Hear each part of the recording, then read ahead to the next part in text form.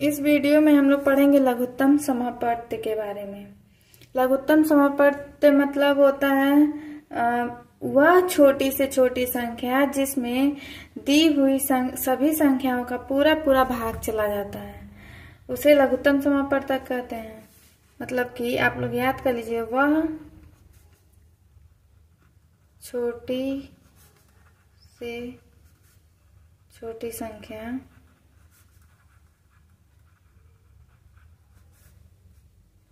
जिसमें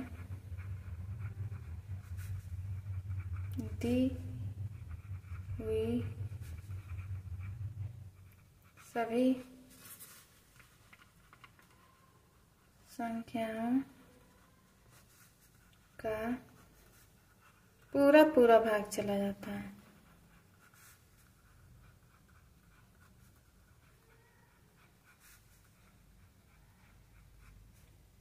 वो क्या होता है? लघुत्तम समापत्ति होता है।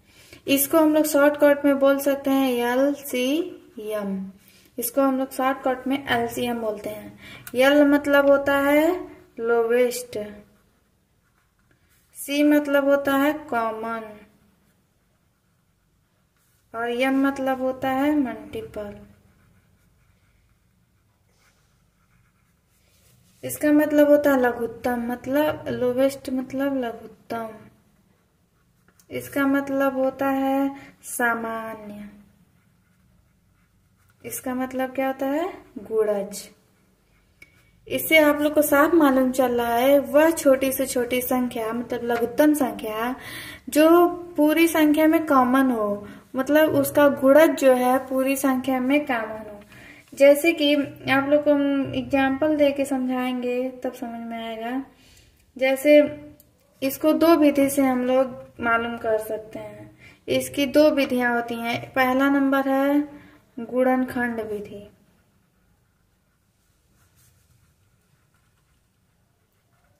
और दूसरा क्या है? भाग विधि।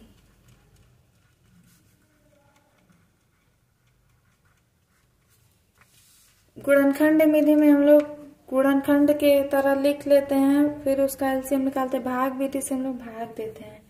पहले तो हम लोग पढ़ेंगे गुणनखंड विधि।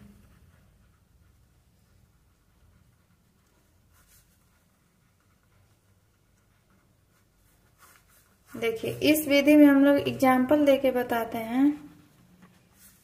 दिया है 8, 12, 20 का लघुत्तम समापवर्त्य बताइए। इसका हम लोग लघुत्तम समापवर्त्य निकालना रहता है तो गुणनखंड विधि से देखिए, जैसे 8 है इसको गुणनखंड के रूप में लिखेंगे, जैसे 2 गुणे 2 गुणे 2। उसके बाद देखिए 12 है तो 12 को भी हम लोग गुणनखंड के रूप में लिखेंगे, 2 गुणे 2 गुणे 3। और देखिए 20 है तो 20 को भी हम लोग गुणे के रूप में लिखेंगे, 2 गुणे 2 गुणे 5। अब देखिए जो तीनों में हो, इसमें 2 है, इसमें 2 है, पहले इन दोनों इनको एक बार लिखते हैं। इन सब में 2 है तो एक बार लिख लिए, फिर इन सब में 2 है फिर से 2 लिख लिए, फिर जो बचा उसको लिख लीजिए। 2 बचा, 3 बचा, 5 बचा। अब इसको गुणा कर दीजिए।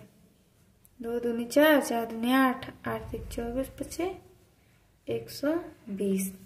देखिए ये बस जो सब में कॉमन हो पहले उसको एक बार लिख लीजिए। फिर देखिए ये 2 भी कॉमन है, ये भी 2 कॉमन है, 2 बार हो गया।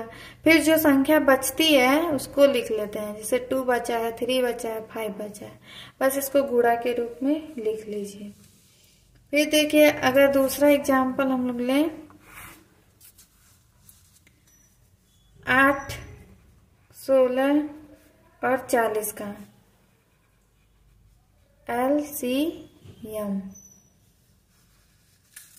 तो देखिए पहले 8 को हम लोग गुणनखंड के रूप में लिखेंगे तो 2 गुणे 2 गुणे 2। फिर 16 को लिखेंगे तो 2 गुणे 2 गुणे 2 गुणे 2। फिर देखिए 40 को लिखेंगे तो 40 को भी ऐसे लिख सकते हैं, 2 गुणे 2 गुणे 2 गुणे 5। अब देखिए सब में क्या कॉमन है, 2 है, फिर से 2 है, फिर से 2 है। तो पहले इसका एलसीएम क्या हुआ, इसमें एक बार 2 है तो एक बार लिख लिए, इसमें 2 है तो एक बार लिख लिए, फिर यहाँ 2 है तो फिर लिख लिए एक बार, फिर क्या बचा, यहाँ से 2 बचा, यहाँ से 5 बचा। बस अब गुणा कर लीजिए तो कितना होगा, 2 दूनी 4, 4 दूनी 8, 8 दूनी 16, 16 पचे 80। इसका एलसीएम कितना होगा, 80। बस ये गुणनखंड विधि से हुआ। अभी हम लोग इसको चलते हैं भाग विधि से।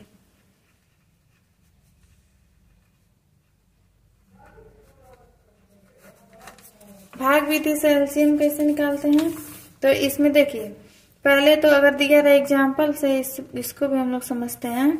दिया रहे 12, 15 और 18 का एलसीएम,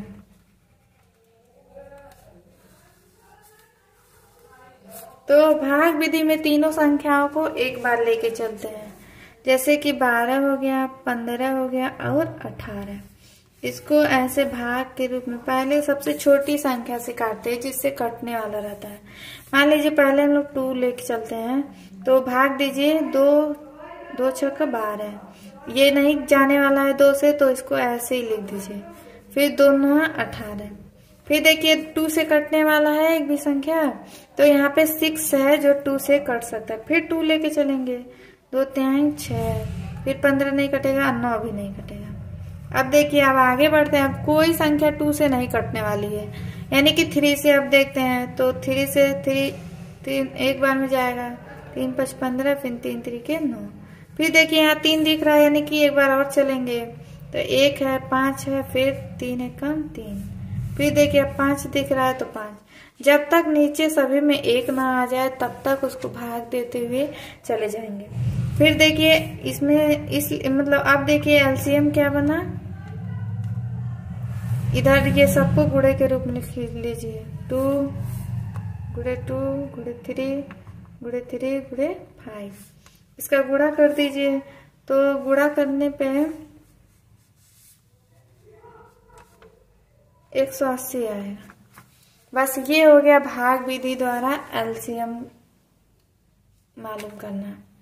अब देखिए अगर हम मतलब एक एग्जांपल और लेके समझा दें दूसरे एग्जांपल से, तो देखिए दिया 4 9 और 15 का एलसीएम लघुत्तम समापवर्तक बताइए।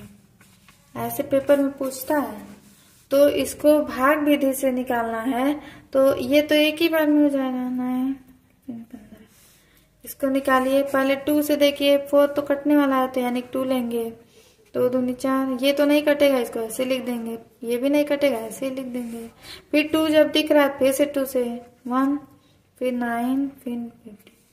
अब देखिए अब 2 से तो कटने वाला है नहीं, अब 3 से, 3 3 के 9, 3 5 15, फिर देखिए 3 दिख रहा है, तो फिर 3 से जाएगा 1 1 5, फिर 5 से 5 1 1 1 हो गया। अब देखिए नीचे तीनों 1 1 1 आ गया। अब इसका एलसीएम क्या बनेगा, इधर का सब गुणे के रूप में लिख लीजिए, 2 गुणे 2 गुणे 3 गुणे 3 गुणे 5। इसको गुणा कराइए तो क्या बनेगा, 2 दूनी 4 12 36 36 25 180। बस इतना हो गया आपका एलसीएम।